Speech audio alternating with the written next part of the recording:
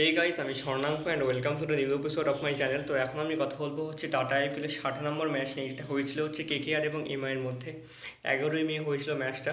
তো কেকেআর প্রথমে ব্যাট করতে নেমে টোটাল 16 ওভার খেলেছিল এবং 16 ওভার খেলেছিল কারণ 16 ওভারই বৃষ্টির জন্য তাদের বলা ছিল যে এই ওভার অবধি খেলা যাবে। তো 16 ওভারে 157 রান করে তারা 7 উইকেটে একটা খুব ভালো স্কোর ছিল 16 ওভারে। সল্ট 6 রান করে, নারিন একটা ডাক পাস দিন, ভেঙ্কটেশ 42 রান করে, রানা 33 রান করে, বুমরা চাওলা দুজন দুটো করে উইকেট পায়। জবাবে মুম্বাই ইন্ডিয়ান্স আবার হেরে যায়। তারা 16 ওভারে 8টা উইকেট হারে 139 রান করে।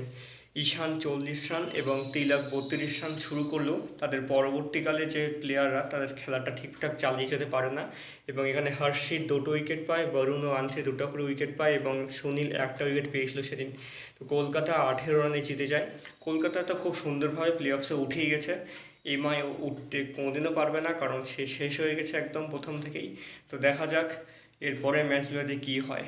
তো এই ছিল আজকের ভিডিও। ভালো লেগে থাকলে অবশ্যই চ্যানেলটিকে সাবস্ক্রাইব করে দিও।